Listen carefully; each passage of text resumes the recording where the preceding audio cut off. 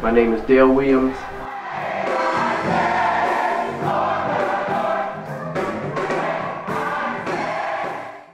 Well, when people say they're from the South, they're like, well, where's South? They're like South Carolina and things like that. But being from Baton Rouge, Louisiana, that's the bayou. It's deep South. How was it growing up down there? I was raised in the suburbs, so it was a typical childhood. We were raised in a neighborhood where they had a lot of kids around our age, like 10, maybe 10-year difference, you know, from as a group. There was a lot of kids in our neighborhood, and we had a pretty interesting childhood.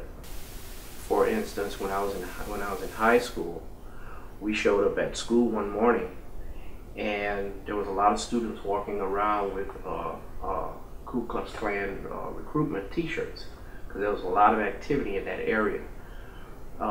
Reason being is that when busing started around 77 or 78, integration was the big thing.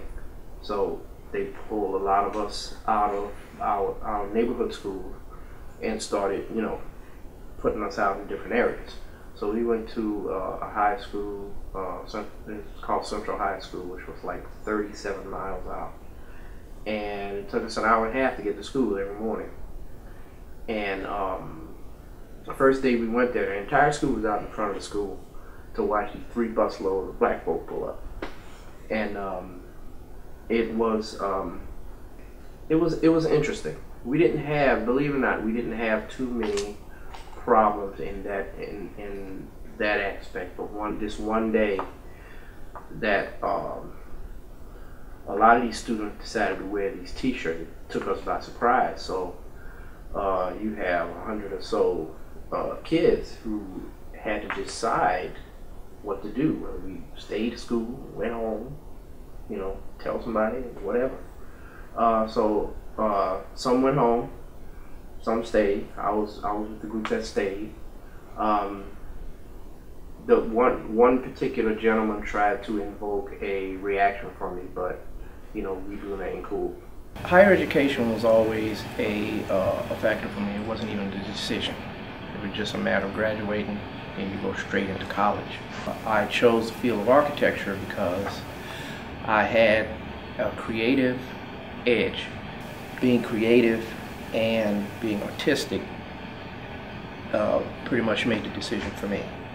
I applied to just about every architectural firm in Baton Rouge because I wanted to stay local.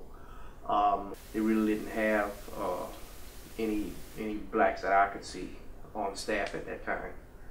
So it was very difficult to find a job in architecture.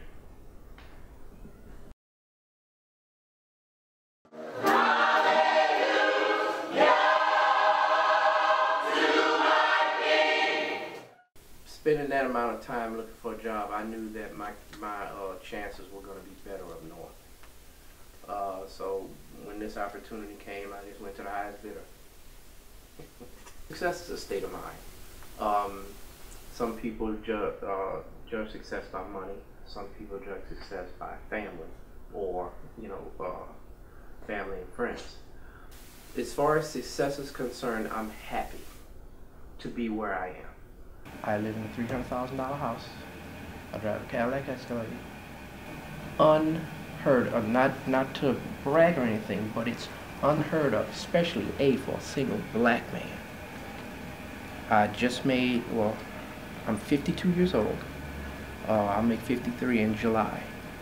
And I live out in Sicklerville. It's like almost another country out there. For most people around here are welcoming. They, you know, mind their own business. They're friendly. I had a problem with one particular neighbor on that end who decided to put his own welcoming on the white picket fence over there. As you can see, it was covered up, but this was a racial slur that somebody wrote on there to welcome me to the neighborhood. And that was 6 years ago, so I'm still here.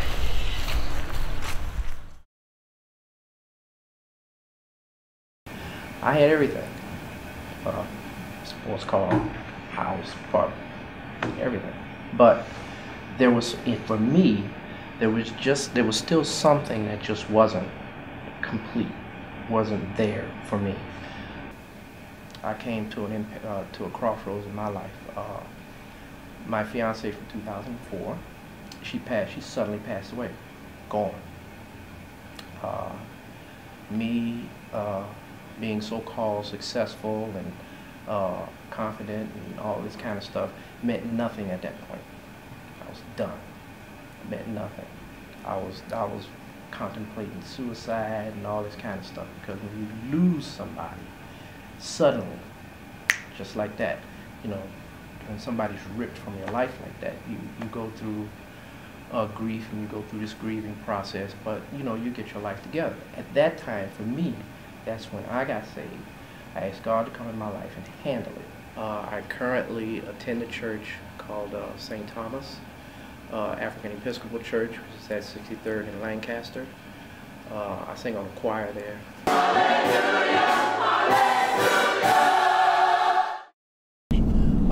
We're going to the African Episcopal Church of St. Thomas. This is where the gospel choir calls home. We are currently getting ready to begin the Christmas season at the Philadelphia Kimmel Center. This is our 12th year singing with the Philly Pops. I would like to record and finish an album, and hopefully tour with one of the big names in gospel music. I have a studio program that I have set up, and I experiment with it a lot. I've had a few singers come in and you know, do their thing, and I've dabbled on it myself. This is my studio. This is my PC, my mixing console. Over here, I have electronic drum set. That's my bass amp that I have turned around. This the congos back there. I have 3 basses. I have 6-string, 5-string, and a 4-string, a white one there. And I have a guitar. And that's my keyboards. I would tell the young black kids of today, you can do anything you want to do. Anything you want to do. But you have to have God, and you have family. But you have to have God first. Believe in yourself and get your education. Education is the only way and the only means of success, or what you might call being able to put a roof over your head. That's the bottom line. Nobody can take that away from you. And you have a good spiritual foundation in God, and nothing can stop you. You can do anything and be anybody you want. Get that paper. Come around to my crib. Thanks, Tom. Thank you, Dale. Now I'm off to the Kimmel Center, and we're gonna sing for this Christmas program. All right. Peace out.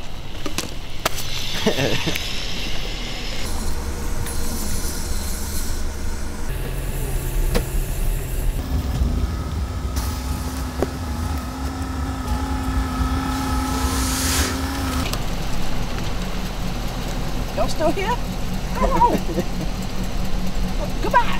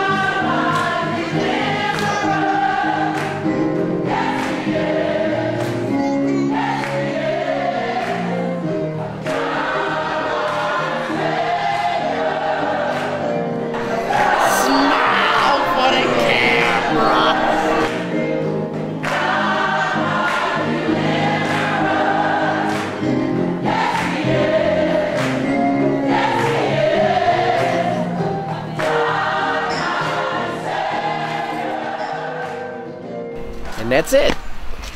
Hope you enjoy.